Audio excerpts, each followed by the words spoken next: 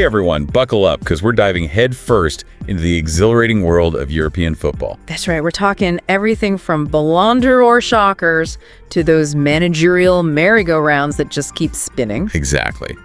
All right, let's kick things off with the hottest potato of the week, the Ballon d'Or. Oh, yeah, that's a big one. Aitana Bonmatí from Barcelona. She snagged the trophy and no surprises there. Yeah, she was phenomenal this year. Totally. But it's the margin of victory that really raised eyebrows. A landslide, wasn't it? It was. Bonmatí racked up a whopping 675 points, while the runner-up Graham Hansen, also from Barcelona. Another Barcelona powerhouse. Right.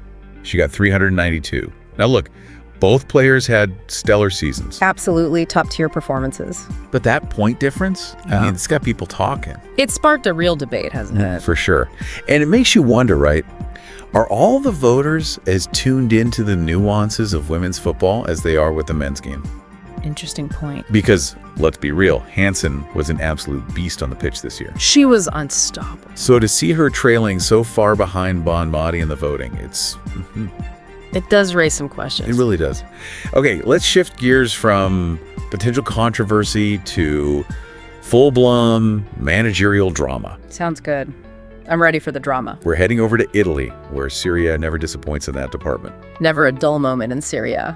AS Roma, they've decided to part ways with their manager, Ivan Juric, after, well, a string of less than stellar results. Juric's time at Roma, it was always going to be a tough one. High expectations. Sky high. The club's desperate to reclaim its former glory, and the fans, they're not exactly known for their patience. No, they're not. But here's where it gets really interesting. Hit me with it. The rumor mill's buzzing that Roma has their sights set on none other than Roberto Mancini as their next manager. Whoa, hold on, Mancini. The mastermind behind Italy's Euro 2020 victory. The one and only. Now that's a plot twist. Talk about a power move. But hold on a second. Doesn't Mancini have strong ties to Lazio? He does. And you know what that means? Roma's fiercest rival. Oh, the drama. Can you imagine the headlines if Mancini takes the helm at Roma? It would be an absolute media frenzy. Seriously, folks, Mancini is a top-tier manager. One of the best. If he can get Roma back on track, it would be a massive win for the club. It would be huge. But it's a high-pressure environment. Speaking of pressure, Real Madrid's facing a defensive crisis right now. What's going on there? Their star defender, Eder Militão, he's out for the season. No. What happened? Serious knee injury. Oh, man, that's a tough break for them. It is. Leaves a gaping hole in their back line. He was the rock of that defense. Absolutely a leader, a force to be reckoned with. Replacing him, not going to be easy. Not at all. They need someone who can step in and maintain that same level of defensive steel. And naturally, the rumor mill's already churning out potential replacements. Let's hear it. Who are they eyeing? Word on the street is that Real Madrid's looking at a couple of Premier League defenders, Tottenham's Christian Romero, Okay, solid choice. and Everton's Jared Branthwaite. Interesting. Now, those are two very different players. They are. Romero's the seasoned veteran, Yeah. known for his aggressive style, tactical discipline. He could definitely step right in and make an impact. Exactly. Branthwaite, on the other hand, he's more of a rising star. Tons of potential. But maybe not quite ready for the Real Madrid pressure cooker. It's a tough call for Real Madrid. Do they go for the experience and the proven track record, or do they take a gamble on a young prospect who could explode into a superstar? Big decision for them. Huge. Okay, let's hop over to Germany, where an Egyptian king is making serious waves in the Bundesliga. Love this story. Omar Marmoush, right? You got it. The Eintracht Frankfurt forward. He's been on fire this season. He has. Marmoush's journey is like something out of a movie. From Egypt to Europe. Talk about hard work and determination. And he's proving he can hang with the best of the best. He's not just hanging, he's dominating. He is. 11 goals, 7 assists. Already putting him tied for the league lead in scoring with who else but Harry Kane. Wow. Nobody saw that coming. I mean, we knew he had talent, Raw talent, for sure. but this is next level stuff. He's got it all: power, pace, clinical finishing. And that uncanny ability to draw fouls. Defenders just can't handle him. And think about the impact he's having beyond the pitch, inspiring young players in Egypt and across the Arab world. Showing them what's possible. Exactly. All right, let's tackle the question that's on everyone's mind. Is the Premier League title race already over? Oh, the million-dollar question. Have Chelsea and Arsenal fallen too far behind to catch Liverpool and Manchester City? Well, the folks at Opta, they're a leading sports analytics company, and they seem to think so. Oh no, what are they saying? They're giving Arsenal a measly 3.5% chance of winning the title, and Chelsea a dismal 0.2%. Ouch, those are some cold, hard stats. They are. But before we hand the trophy over to Liverpool just yet, let's hear what former Arsenal star Theo Walcott has to say. Oh, I like where this is going. He believes that Liverpool's bound to slip up at some point. They are human after all. Exactly. And that gives Arsenal a fighting chance if they can win their head-to-head matches against the top two. I love the optimism. It's not over till it's over. Never. This is the Premier League we're talking about. Anything can happen. We've seen insane comebacks and shocking upsets before. It's what keeps us on the edge of our seats. Exactly. Yeah. So yeah, it's way too early to write anyone off. Injury, suspensions, unexpected dips in form. All it takes is a few key moments. And the whole table could get flipped on its head. You never know. Yeah. All right, let's celebrate a milestone achievement, shall we? Sounds good. Oh, what are we celebrating? Manchester United's midfield maestro Bruno Fernandes has just reached 250 appearances for the Red Devils. Wow, 250 appearances. He is the definition of Mr. Reliable. Talk about consistency. When Fernandes arrived at United, they were in a bit of a rut, you know. Yeah, they were struggling. He brought in that creativity, leadership, a winning mentality. He changed the game. He did. And get this. Since joining United in 2020, Fernandes has only missed 3 games. Seriously. Yep, and all of them were due to illness, not injury. This guy's a machine. He is. His consistency is incredible. Testament to his professionalism, his fitness regime, his dedication to the club. Absolutely.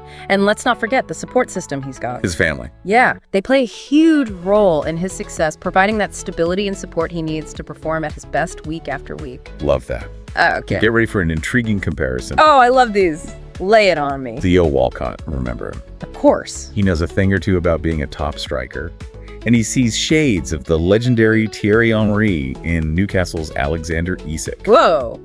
Big shoes to fill. Massive. But I see it. They both have that incredible combination of pace, power, and finesse. Like poetry in motion. Exactly. They can score from anywhere. Tap-ins, headers, screamers from distance. And Isak, he's been on fire lately, scoring goals in his last 4 games. He's starting to show the Premier League what he's truly capable of. It's exciting to watch. He's got all the tools to become a world-class striker. He does.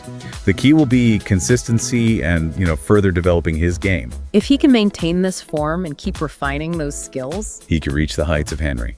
now wouldn't that be something? Okay, let's shift gears and talk about a player who might be packing his bags soon. Wataru Endo, Liverpool's Japanese midfielder. Things haven't quite gone as planned for him in Anfield, have they? Not exactly. He arrived with high hopes. He did, but it's tough to break into that star-studded Liverpool midfield. The competition is fierce. Cutthroat. And he hasn't been able to nail down a regular starting spot. So the transfer rumors are swirling. Naturally. Who's interested? AC Milan and 3 Premier League clubs. Fulham, Wolverhampton Wanderers, and Ipswich Town. Wow.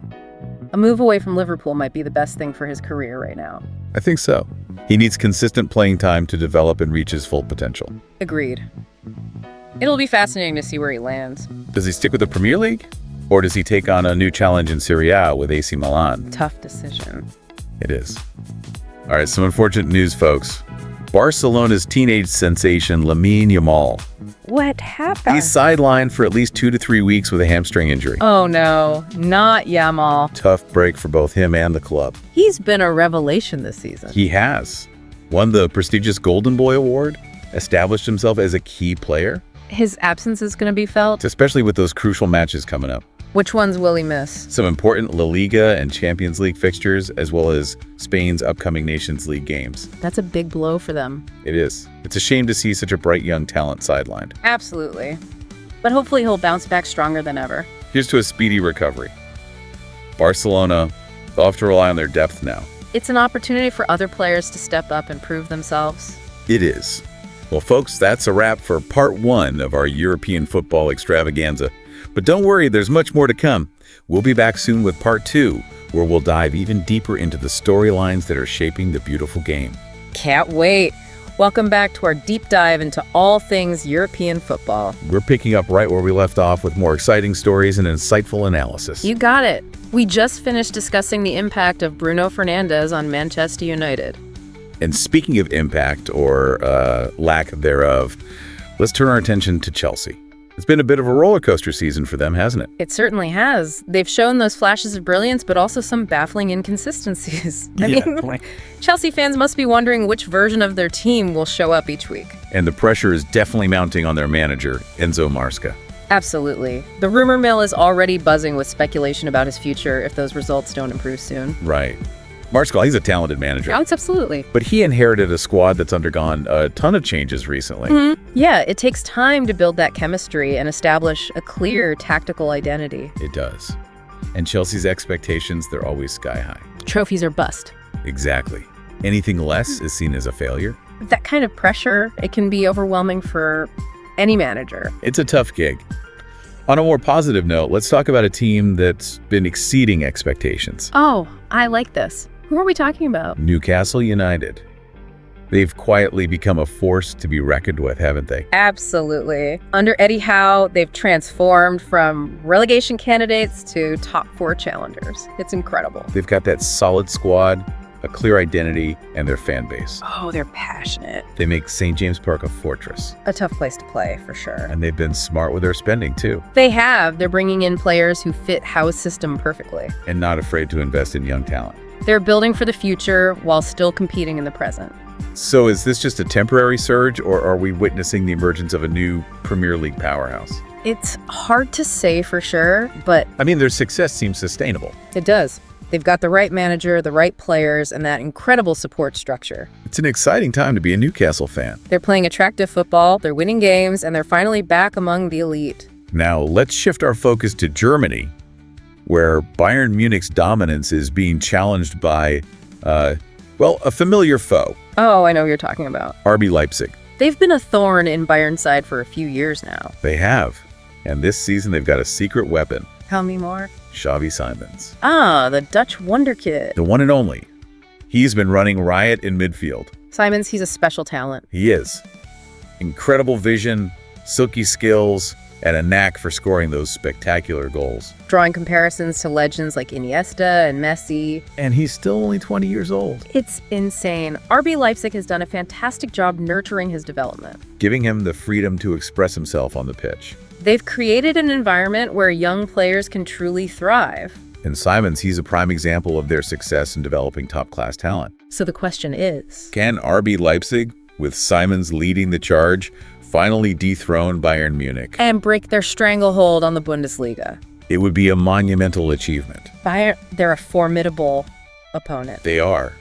But RB Leipzig has the quality, the belief. This season could be one of the most exciting Bundesliga title races in years. I'm here for it. Speaking of exciting races, let's revisit the Kylian Mbappé transfer saga. Oh, this is the one that never ends. I know, right? Seems like every transfer window we're asking the same question. Will he stay at PSG or will he finally make that move to Real Madrid? It's the never-ending story. It really is. Mbappe's ambition is clear. He wants to win the Champions League. And he's not convinced that PSG can provide him with the platform to do so. PSG, they've assembled a star-studded squad, They have. but they haven't been able to translate that talent into European success. Mbappe's frustration. Understandable. Totally. Real Madrid's always been his dream destination. And they're desperate to sign him. It's a transfer that makes sense for both parties. It does. But PSG, they're determined to keep their prized asset, It's a high-stakes game of poker. with Mbappe's future hanging in the balance. Will he stay at PSG and try to lead them to glory? Or will he finally make the move to Real Madrid and chase that Champions League dream? Only time will tell. This saga has more twists and turns than a Hollywood blockbuster. And it's showing no signs of ending anytime soon. Okay, let's take a closer look at Serie A. It's been a hotbed of surprises, upsets, and managerial changes this season. Never a dull moment in Serie A. We talked earlier about Roberto Mancini taking over at AS Roma. Oh yeah, and how his Lazio connections would make things interesting. Spicy. So he's had a few months to settle in now. Has he managed to revive the Giallorossi? It's been a mixed bag so far. How so? There have been glimpses of that Mancini magic, but also those moments of frustration. It's still early days. It is Roma that fans are still waiting for him to fully implement his vision. Mancini's a proven winner, He is. but he faces a tough task at Roma. The squad's unbalanced, the expectations are high, and the competition in Serie A. Fierce. Exactly. He needs time to rebuild the team and instill his philosophy. But the pressure's on him to deliver those results sooner rather than later. Is Mancini's appointment. It was a gamble for Roma. It was. Only time will tell if it pays off. He's got the experience, the tactical know-how. Can he overcome the challenges and restore Roma to their former glory? It's a question that's on everyone's mind. Let's hope he can bring some much-needed stability and success to the Eternal City. Fingers crossed. Now let's dive into one of the most intriguing tactical trends in modern football. The rise of the inverted fullback. Ooh, yeah, this is a good one. Inverted fullbacks, they're becoming increasingly common. Especially in those possession-based teams. Instead of hugging the touchline, they're tucking inside, occupying spaces in midfield. They're like hybrid players, contributing both defensively and offensively. It's changing the way teams attack and defend. Fullbacks need to be technically gifted, comfortable on the ball. And tactically intelligent. We're seeing more and more young players being developed with these attributes in mind. The role of the fullback, it's evolving. And it's fascinating to watch. Okay, let's talk about a technology that's having a major impact on football. VAR. The video assistant referee. Love it or hate it. It's here to stay. VAR was introduced to reduce those controversial decisions and improve the accuracy of officiating. It's been a game changer in many ways. It has. But it's also sparked its fair share of debate. For sure. It's helped to correct some obvious errors. It has. But it's also led to some lengthy delays and questionable interpretations of the rules. It's a work in progress. The technology is constantly evolving. And referees are still adapting to its use. The key is finding that right balance between human judgment and technological assistance. Absolutely. VAR should be used to support referees, not replace them. Ultimately, the goal is to ensure fair play. And maintain the integrity of the game. Now let's explore the growing influence of data analytics in football. Teams are using data to gain a deeper understanding of their opponents, scout potential signings, and even make in-game tactical adjustments. It's become an integral part of the modern game. Providing coaches and analysts with a wealth of information. And a competitive edge. Teams are tracking everything. From player movement and passing accuracy to shot velocity and defensive positioning. This data, it's used to identify patterns, weaknesses, and opportunities. It's like having a digital scout, Analyzing thousands of data points in real time. It's revolutionizing the way teams approach the game. Of course, human intuition and experience still matter. They do. But data analytics. It's becoming an indispensable tool for any team that wants to succeed at the highest level. Okay, let's talk about a topic that's often overlooked but incredibly important. Oh, I like this one. What is it? The role of youth academies in developing the next generation of football stars. Youth academies, they're the lifeblood of many clubs. Providing that pathway for young players to realize their dreams. They nurture talent, instill values, and prepare young players for the demands of professional football. Some of the best players in the world came through youth academies. They're breeding grounds for future stars. Investing in youth development, it's essential for the long-term health of any club. It's not just about producing world-class players. It's about building a strong foundation for the future. Exactly. All right, folks, welcome back to the final chapter of our deep dive into European football. We've covered a lot of ground, haven't we? We have analyzed awards, debated transfers, explored tactical trends. But now it's time to zoom out. Look at the bigger picture. Exactly. What's shaping the future of the beautiful game? What challenges and opportunities are out there? Big questions. And one issue that's definitely looming large is that growing financial disparity. Between the elite clubs and everyone else. Right. The gap between the haves and the have-nots. It's widening and it's creating an uneven playing field. It is. Those mega-rich clubs, fueled by wealthy owners and those lucrative sponsorship deals, they can outspend their rivals, attract the best players, dominate those big competitions. And it's threatening the competitive integrity of the game. It is. It's becoming harder and harder for smaller clubs to break into that upper echelon. And for fans, it creates this sense of disillusionment. Like the outcome's already decided. Exactly. It's a complex issue with no easy solutions. Definitely. But it's a conversation that needs to happen. If we want to ensure a healthy and sustainable future for European football. Absolutely. Another challenge facing the game, the rapid evolution of tactics. Things are changing fast. They are gone, are the days of rigid formations and predictable patterns of play. Modern football, it's all about fluidity, flexibility, adaptability. Managers are constantly innovating. Looking for that edge over their opponents. We're seeing the rise of hybrid systems, positional interchanges, pressing strategies that would have been unheard of a few years ago. It's true. The game's becoming more dynamic, more complex, more demanding. And technology. It's playing a huge role in this evolution. From data analytics to video replays. Technology's changing the way football is played, coached, and analyzed. Giving teams that deeper understanding of their opponents. Helping them identify weaknesses, exploit opportunities. And for referees, it's helping them make more informed decisions, reducing those controversial calls. But technology also raises ethical questions. It does. How much reliance on data is too much? When does technology start interfering with the human element of the game? Important questions to consider. Questions that football's governing bodies will need to address as the sport keeps evolving. They will.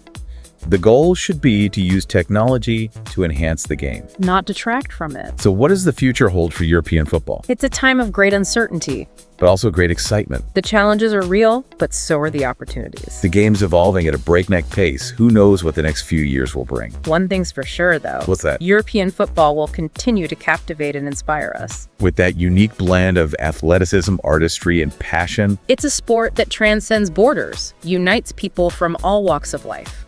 As we wrap up this deep dive, we encourage you to think about the questions we've raised. What are your hopes and fears for the future of European football? What changes would you like to see? And most importantly, how can we ensure that the beautiful game stays beautiful? Thanks for joining us on this journey through the heart of European football. We hope you've gained some new insights and perspectives along the way. Until next time, keep the passion alive, and may your favorite team always emerge victorious.